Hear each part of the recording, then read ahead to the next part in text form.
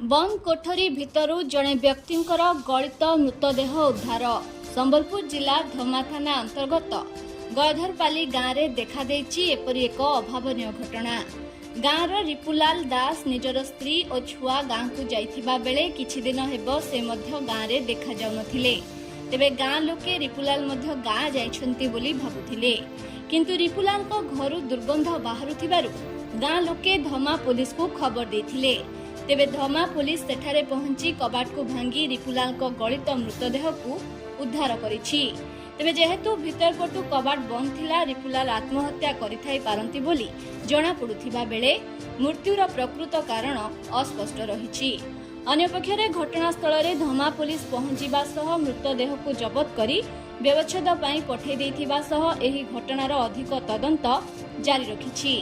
संबलपुर सरस और मानसଙ୍କ रिपोर्ट, कलिंग समाचार।